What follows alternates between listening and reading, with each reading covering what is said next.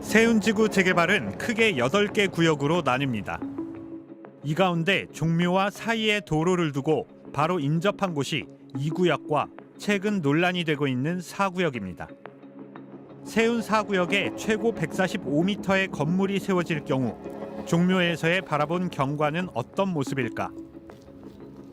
국가유산청이 내놓은 예상 이미지는 초고층 건물이 시야를 상당 부분 가로막고 있습니다. 그늘이 안 생기면 된다고요? 아니, 하늘을 가리는데 무슨 말씀입니까?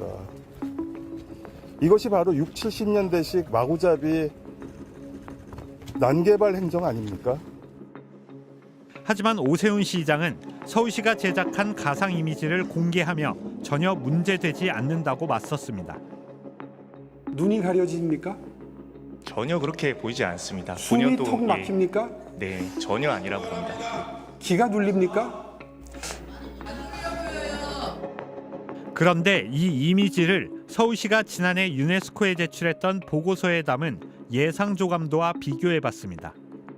오 시장이 공개한 이미지와는 다르고 오히려 종묘 경관 훼손을 우려하며 국가유산청이 내놓은 예상 조감도와 더 유사합니다.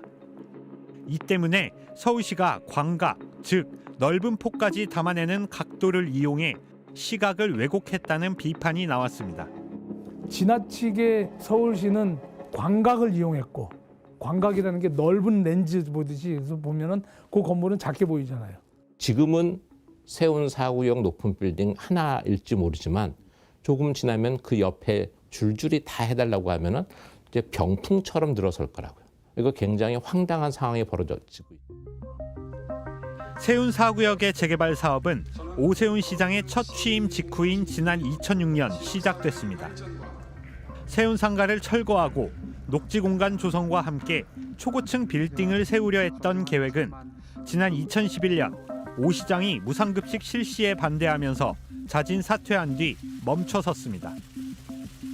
후임 박원순 시장은 재개발 대신 세운 상가를 철거하지 않는 도시 재생과 복원 사업을 택했고 지난 2016년 당시 문화재청 등과 건물 최고 높이를 71.9m로 제한하기로 합의했습니다.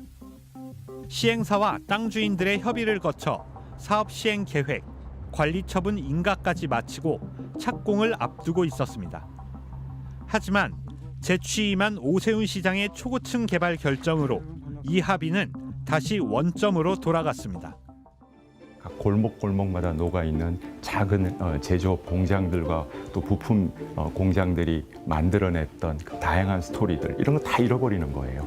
당장의 이익에만 노리는 어떤 그런 방식만의 개발 방법을 종묘 앞에도 서울의 강북에 이런 정체성이 아주 강한 지역에 그런 방법밖에 쓸 수 없다라는 게 오세훈 시장이 추진하는 개발 방식을 두고 민간업자 배불리기라는 비판도 나오고 있습니다. 세운지구 가운데 종묘와 인접한 4구역은 민관 결합 방식으로 진행됩니다.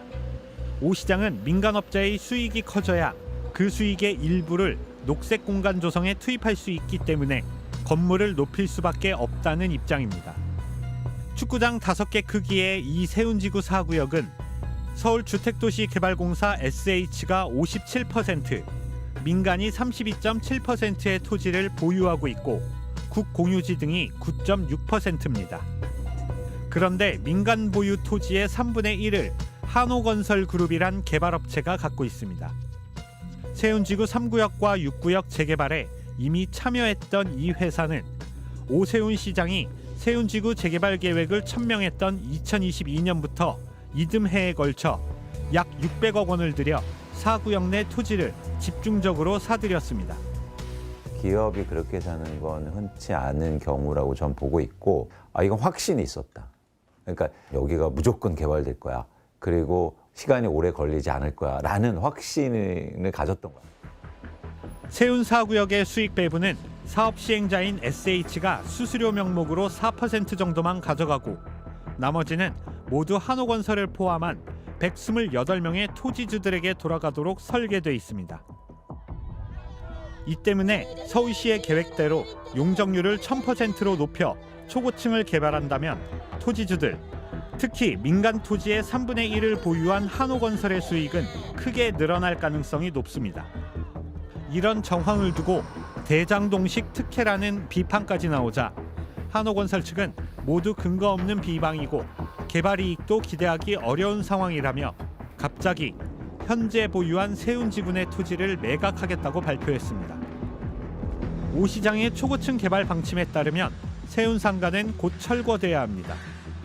토지주들은 오 시장의 개발 계획을 지지하고 있지만 세운상가에서 수십 년간 머물러 온 세입자들은 당장 생계 걱정에 막막하기만 합니다. 어떻게 될지 불안한 거죠. 매일같이 세운상가 허문다 그러고 재개발되게 되면은 건축비가 올라가고 이런 게 따라서 임대료 같은 게 상승하고 이렇게 되면은 우리가 여기에서 버텨나가기가 힘들죠. 여기서 한 평생을 뼈를 묻은 거예요. 근데 이게 개발을 해가지고 내 사업체가 없어진다고 생각을 한번 해보세요. 초고층 빌딩과 인위적인 녹지가 들어서면 모든 국민 그리고 전 세계인이 누려야 할 종묘의 문화적 가치가 훼손될까 걱정하는 목소리도 잇따르고 있습니다. 지금 되게 훤하고 좀 막혀 있다는 느낌이 없잖아요. 그런데 이제 그런 빌딩들이 계속 들어서게 되면 그런 경관적으로도 이미지를 되게 훼손시키지 않을까 싶습니다. Because if you see the building inside, it's no the feel traditional Korean.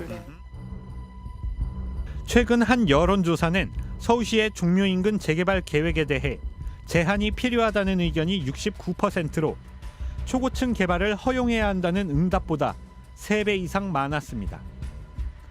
세계가 인정한 우리 문화유산의 지위를 위협하면서까지 쏟아지는 반대 여론에도 속도전식으로 밀어붙이는 이유는 뭘까?